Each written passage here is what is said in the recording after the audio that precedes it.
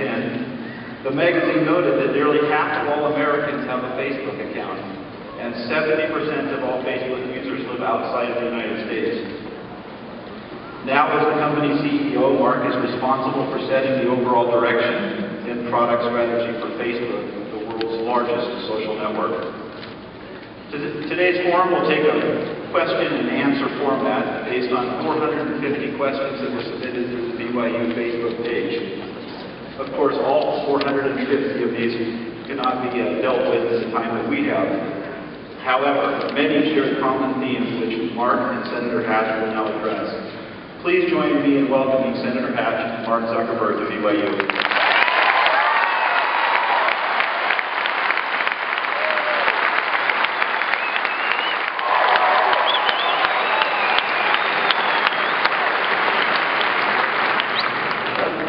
Chairman of the High-Tech Task Force for the Republicans back there in the United States Senate, and I invited Orrin to come back and speak to our senators who are on that task force. And he came and just gave a tremendous lecture, brought us all up to speed to a degree on Facebook. It was a very, very good thing, and he did a very good job. But that's when I asked him, I said, how about coming out to Utah?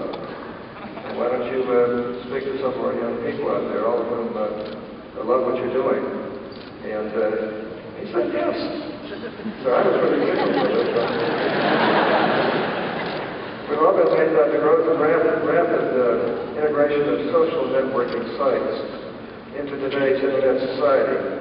And Facebook embodies this. Now, Mark got started early in high school. I think he started in Synapse Media Player. As a high school student. And guess who wanted it? Microsoft wanted to hire my job on the spot, and so did AOL. Two groups that I work with regularly and know very, very well. Mark has been so successful that he's actually developed Facebook to where they are upwards, they're moving towards 1 billion users. I mean, you stop and think about it, they're over 500 million right now and moving fast towards 1 billion all over the world. Now, there's no question that the Facebook community has fostered growth and innovation across industries, and it's changed the way we do business, changed the way we interact with each other, changed the way we debate political views, and it's even changed how we date, or how you date, I should say. Well, let's get on with the program, because I know that you're anxious to hear from you. We decided that we would take Facebook questions from the BYU Facebook page and ask these questions, and I'm going to be interested in Mark's answers as much as you are. Let me ask the first one. Facebook is one of the many ideas and one of the few that succeeded. How did it get off the ground? And has it turned out to be what you thought it would be? And do you believe that all tech startups have to go to Silicon Valley to get going? So, I'll jump into that for in a second, but I just want to thank you for inviting me. It's an honor to be here with all of you guys today.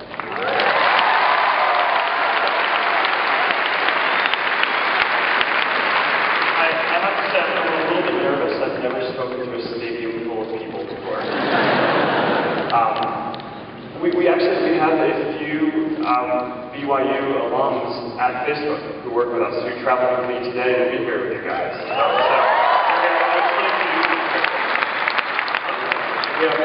Paul Chow is on our legal team. He does open source law. And then Hans Fugel is on our engineering team doing data infrastructure. And Hannah Pritchett is on our user operations team helping out with our international expansion.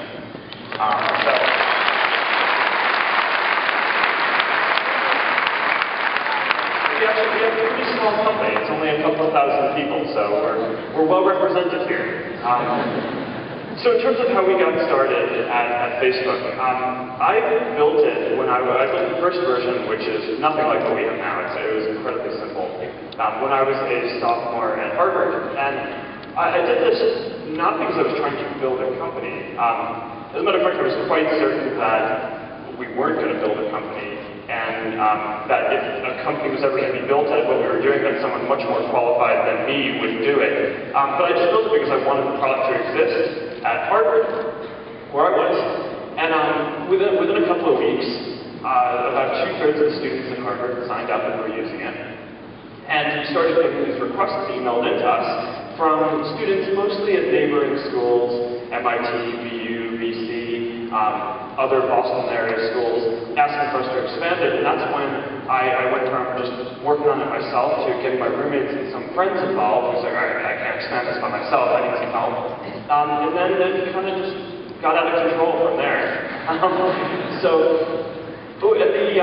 At the end of my sophomore year, I moved out to Silicon Valley. And the idea at the time was still not to start it as a company, but just that there are all these companies that come from Silicon Valley, so I figured I'd have something to learn. And my intention was to go back to Harvard at the end of the summer. But you know, Harvard has this great program where you can take as much time off as you want. So I figured at the end of the summer, things were going pretty well, I'll take a term off. And then things kept on going well, I'll take another term off, and then a year, and then a couple years later, I'm like, all right, I guess I'm not going back to school. But it was lucky for me to go to Silicon Valley because it is an epicenter for technology. And I knew nothing about getting started. I knew nothing about setting up a company, I knew nothing about hiring great people, I knew nothing about raising money. And a lot of that stuff, there really are just there's a lot of upsides and there's a lot of downsides to doing it. You know, one of the big things that we try to do is we have this development platform so that all of people who use Facebook can use a lot of different apps, right, and not just the stuff that we develop. And there's actually more than 1 million people around the world building apps. And there's one company here based in Provo, Family Link, that has this application we're related that has more than 1 million users, right? So you can build really meaningful things no matter where you are. You know, any city, any country in the world. I think there are some good things about Silicon Valley, but you definitely don't have to be there. Well, that's great. I'll tell you, we expect you to move up here as soon as you can. Actually, we love it.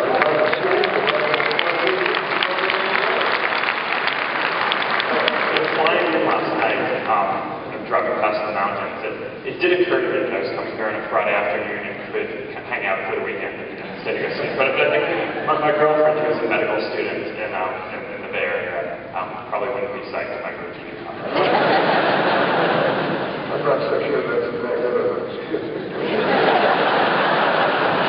Let me ask you this question. This is one on Facebook. Is management or marketing more important in predicting the success of a new business?